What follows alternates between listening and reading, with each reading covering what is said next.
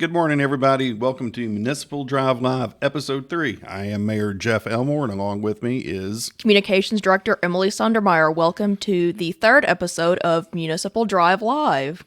we're here today to help keep you informed of what's going on in the city of Jacksonville and some upcoming events and things of that nature. So, Emily, what do we got coming up? I think the biggest thing on everybody's agenda right now is the solar eclipse, the total solar eclipse on Monday, April 8th. Yes, it is. It's hard to believe it's actually approaching. We've been talking about it for so long and planning sessions for over a year and a half now, and it seemed like an eternity away. And now here we are, just within a few short weeks of it being here. We're just now less than 3 weeks away, which is hard to imagine because I remember when all this talk was starting, it was a year and a half, and now it's weeks away. And so I hope everybody's getting prepared as best as they can for this eclipse because it'll be an exciting time if you're really into science and all of that. Yeah, I hope everybody makes the most of this opportunity because it is one of those rare times that something like this takes place. It's not every day that this happens. So no, please. The next one will not be until August 2045. Wow. So it is a ways off, but make the most of it. But at the same time, we need to be prepared as a city, as families, as individuals here. We need to be ready for everything else that's going to come along with it. And when we say that, we mean really people and lots of people. They're projecting that we could, meaning Central Arkansas, see up to 1.5 million people from outside of our state coming in. Now, that's also not counting the additional 500,000 people from within the state that don't live in the path of the eclipse that will be coming around to see the eclipse.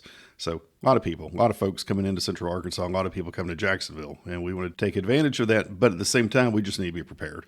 Our people who live here, we need to be ready to kind of, just stay in place for a couple of days. If the numbers hold true, mobility is going to be an issue. It may be difficult to get out and get around with the influx of cars that are coming in. So there's a few things that, you'll want to do in advance just to kind of be prepared. And, always plan for the worst, but hope for the best. And this is definitely one of those situations. Emily, talk to us a little bit about some of the stuff that people can do to be prepared for that day. Absolutely. So the city has an eclipse webpage on the city website with information for residents and visitors alike. But just kind of a brief overview for residents. Even though the eclipse date is Monday, April 8th, the anticipated date for visitors to start arriving and stick around is Friday, April 5th through Tuesday, April the 9th. That's a bit of a time period, but we do need to be prepared. Just some tips for residents to prepare for this uptick in people, in visitors from across the state, across the country, maybe even across the world. It is advised that appointments and errands should be done and scheduled early before Friday, April the 5th, if at all possible. That includes grocery shopping, doctor's appointments, dentist appointments. Do everything and anything you can and just prepare for it and get it out of the way early and ahead of time. Yeah, the goal is to not have to. If you don't have to be someplace, don't go. Take it easy, stay off the roads, help keep traffic at a minimum, as best as we can. Let's do our part on that. That doesn't mean now you're bound or have to stay home. No, absolutely not. But we're just trying to, keep things, convenient for everybody, even though it's ultimately not going to be totally possible to do that. But we want to do our best to make every effort that we can to be, a good steward of what we have around us. Go buy gas. That's one of the big things with this kind of influx of people coming in. Unfortunately, gasoline may run at a shortage due to demand, and it may be hard for supply trucks to come back into refill stations. So sometime that week ahead of time, go fill your car up. Just be ready, be prepared. Doesn't mean it's going to happen or, work out that way, but just be prepared. The Boy Scout motto, be prepared. Be prepared. So be ready for it. Same thing as when we said, go to the grocery store, go pick you up a couple days worth of food to have just in case, getting out can be difficult. They anticipate all of these people coming in and it's going to be big, but what they really anticipate is after the event, within an hour of the event passing by through Jacksonville, they say that 80% of the people will try to leave within an hour. That is when everything is going to jam up really bad. And especially because, once the eclipse is done, it's 3 o'clock. That kind of coincides, perfect storm, so to speak, with rush hour traffic for people commuting to and from Little Rock or wherever they may be from their work day. So it be prepared. Yeah. Speaking of that, there is a little bit of relief, though. Here's some good news for us. RDOT, Arkansas Department of Transportation, is going to declare a holiday for their construction on the highway from Friday, April 5th through the Tuesday the 9th. So there will not be construction going on. So hopefully there won't be any backups or anything like that. So they'll keep traffic moving a little bit smoother during that time because of the eclipse. Now, in the grand scheme of things, not a bad deal for us because RDOT is ahead on this project anyway. So it's not as if it's going to put us behind or going to cost us longer. And, the big picture of the highway project.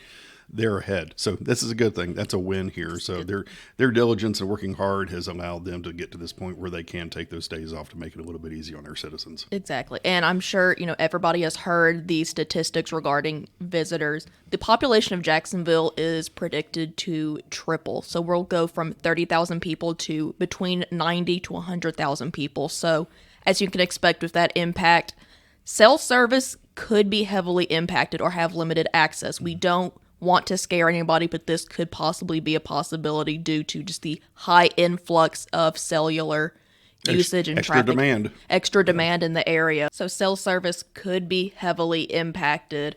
Be prepared for that, especially on April 8th. Another tip that I saw somewhere is because some ATMs do operate on internet and Wi-Fi, the ATM services may be unavailable due to increase in cellular traffic. So if you're concerned about that, consider visiting your local bank or ATM if you would like to have cash on hand before the eclipse. Once again, we're not trying to scare anybody with this, and that is not the intention. We're just giving you possibilities of what could be. Nobody knows how this is going to play out. Everybody can say, they estimate this or that, but nobody really knows until it happens. Once again, we're just giving you alternatives and how to be prepared for what would be worst case scenario. Absolutely. This is never, ever to intend to scare anybody. We never want to scare anybody or frighten anybody with these possibilities, but these are possibilities that could happen, a worst case scenario, from information that we've received from RDOT and just different things that we've read regarding the last solar eclipse in 2017. Another thing that residents should know about is information regarding existing commercial establishments and temporary paid parking. In regards to City of Jacksonville code, that is fully available to read online, www.cityofjacksonville.net, under the Eclipse webpage, and is also available on the Facebook page, City of Jacksonville AR Government. Yeah, there are some regulations that are in place and that are already in place, not put in place for this event, but are city codes that already exist about parking in grass and in yards and so forth. And so make yourself aware of that. Look at that page that Emily just referred to so that you can stay aware of what you can and cannot do as far as parking goes for the event. Kind of turning over to the Eclipse webpage that I had mentioned, it's kind of a one-stop shop for any Eclipse information for residents and visitors alike. A list of our attractions and parks within the city, some of our numerous dining options, Mexican food, or you'd like pizza or hamburgers. We have anything and everything under the sun, no eclipse pun intended. That's also available for people to understand, as well as a list of our lodging options. And we also have contact information for Jacksonville Dispatch. Their non-emergency number will be used if you need to reach fire and police, as well as the number for the Pulaski County Sheriff's Office. Addresses and phone numbers for local hospitals and urgent care clinics in case anybody's in need of medical attention or care during this event. That information will be available.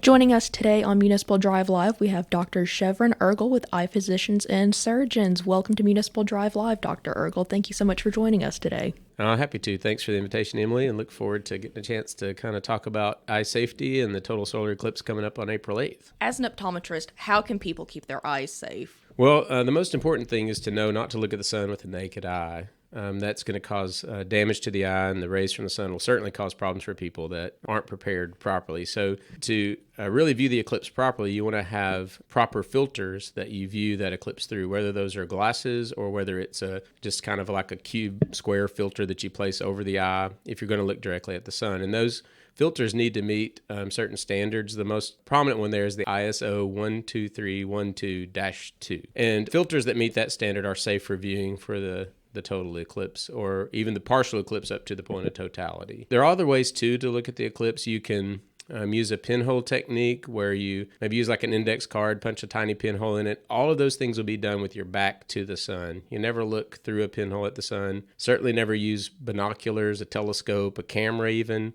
cameras that are on your phone sometimes will have enough magnification to cause trauma to your eyes. So any of those things you do, you don't want to stare directly at the sun for. So proper filtration is necessary. And some can use a telescope or binoculars or cameras, but they need to have special filters fitted by those who know what they're doing. So if you don't know what you're doing with those, it's best not to use that kind of equipment to see the eclipse. The main thing is when you have eclipse glasses, to make sure you inspect those glasses.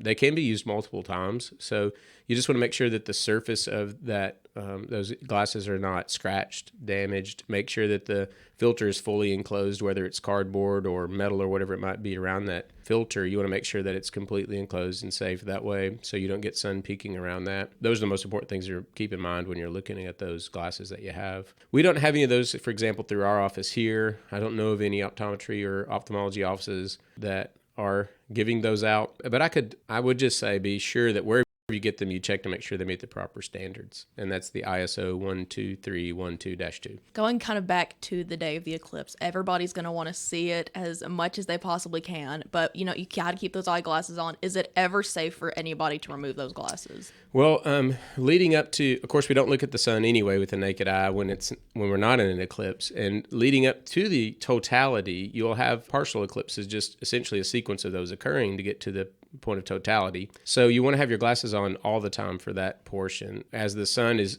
shielded partially, there's still plenty of rays that are going to cause damage. So the best way to do this is to just look down toward the ground, place your glasses, your filter over your spectacles if you wear those, contacts or what have you. Make sure you're completely covered and then look up and see the partial eclipse as it occurs. Once you get to the point of totality, right at complete totality, it actually is safe to take the filters out of the way to view the sun during the full time of totality. But the moment that sun begins to peek out on the other side of totality, you want to have your protection in place. And then, of course, through the entire remainder of the eclipse, even after the time of totality, the sun can still obviously damage your eyes as it goes out of that point into just normal sunlight. You talked about pinhole techniques. So how can people, I'm sure you could just find a YouTube video of different ways to create, your own eclipse viewers. Right. And so, you can use those or you can use the glasses. Can people use their sunglasses to view the eclipse? Not at all.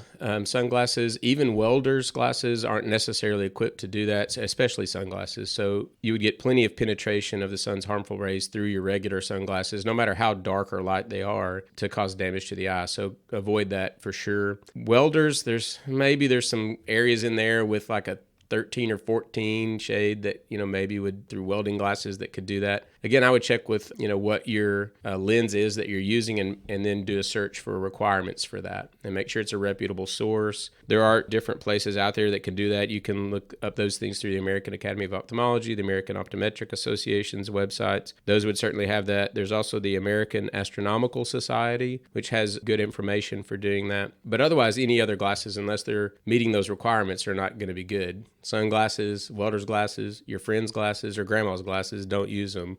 Those are not proper protection for your eyes.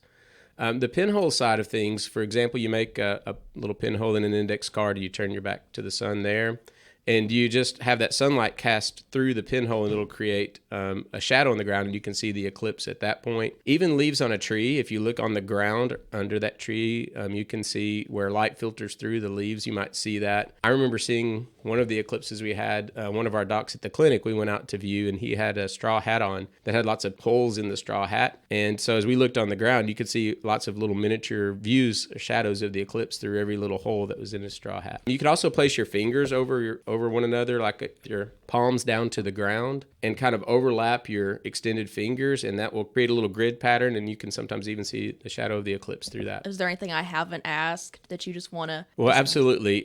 Safety is certainly a priority. You may have damage occurring to your eye and not really feel that in the moment. It depends on the type of radiation that's coming from the sun to do that. So take every precaution. If you're not educated and you're not sure, ask. Find a reputable source online, or contact, as we mentioned, the Arkansas Optometric Association, and they would point you to someone, or the American Academy of Ophthalmology, or any of these other reputable sites to get some information. Don't just go by what someone said if you haven't verified that. At the same time, you don't want to scare people away from viewing the eclipse if they have the proper equipment to do so. So those are kind of the main things to think about, is just enjoy it, but enjoy it safely. Thank you so much for joining us, Dr. Ergel. Well, happy to be here, and I'm glad to get to share a word on safety for the eyes. And anytime we can protect the eyes, it's a good day for us. All right, so I'm here with special guests Megan Tharp and Briley Lawson with Jacksonville Parks and Recreation. Welcome to Municipal Drive Live, guys. Thank you for having us. Thank you. We're here to talk about total eclipse of the park. What can people expect? We're going to be set up in various locations throughout the city. We'll be at the Jacksonville Farmers Market, Dupree Park, Paradise Park, Pleasure Park, the Shooting Sports Complex, and Reed's Bridge Battlefield. We'll have information booths set up where you can, grab some brochures about, the local area, and we'll also have T-shirts for sale and stickers.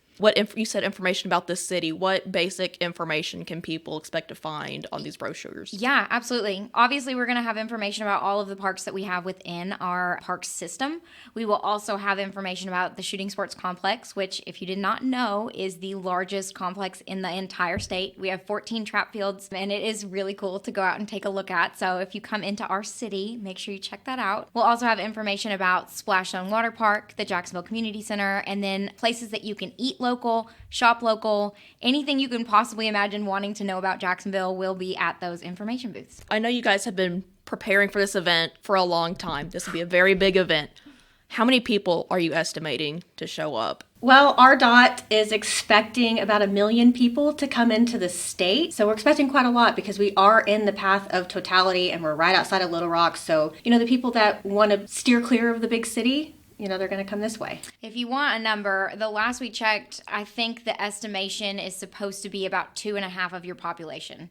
So if Jacksonville is 30,000 people, not including the population on the airbase, we're looking at 120,000 people potentially in our city for one day. So for people that plan on attending Total Eclipse of the Park, do you have any preparation tips? What can they expect? How can they best prepare for this event? We'll be out in the parks with the information tents starting at 8 in the morning. Traffic will be a little bit backed up, so do expect to leave earlier than expected. You don't need to purchase the solar eclipse glasses because we will have those for free in all of our locations. So we'll be giving those out. Yeah, and if you're looking to park your RV somewhere and Little Rock or the river is kind of booked up, we actually have 60 plus RV hookups at the Shooting Sports Complex. If you've ever been out there during our state shoots, those are some of the coolest things to see. They just camp out and hang out, and if you ever have been to a Shooting Sports Complex, you know that it is wide open views. So those have water and electrical hookups, so if you're interested in that, you can call and book those ahead, but we are not doing any other reservations within the city, so just expect to kind of be around other people. I mean, we know that everyone is traveling into our area, but just know that you may not be secluded during the weekend and the day of the eclipse. You guys said earlier that souvenirs will be available, like T-shirts. What other mementos can people expect to find besides the eclipse glasses and information? I heard something about stickers. Is that? Yes, so the stickers will be free. We'll be giving those out at each of our locations. They say, I survived, the Jacksonville total solar eclipse. So we'll have those. You can keep the glasses, as a souvenir as well. And then if you want, you can purchase a limited edition Jacksonville Parks and Recreation Solar Eclipse shirt. And guys, hear us out. When we say limited edition, we mean limited edition. We've got, I believe, 500 of those stickers and close to 600 t-shirts, but those are going to move fast. So if you want one, make sure you stop by one of those locations. They are posted on the Jacksonville Parks and Recreation Facebook page. You can find out where we're going to be at, and if you drive into our city, you can't miss one. So you'll find us and you'll buy those shirts. When should people begin arriving to set up at one of the locations? Man, that's tough. It really depends on how long you plan on being in the area. We're estimating about Thursday afternoon, we're going to start to see some people come in for the long weekend, and RDOT thinks about 80% of those people will leave within an hour of the eclipse ending. So 80% is a lot, y'all. If you plan on camping or setting up a tent or setting up an RV, you can probably expect a long weekend, but if you want to beat traffic home, you may want to expect to stay an extra day or two just so that you're with the 20% instead of the 80%. I mean, why would you not want to stay in Jacksonville too, especially with all the parks and the beautiful park systems we have?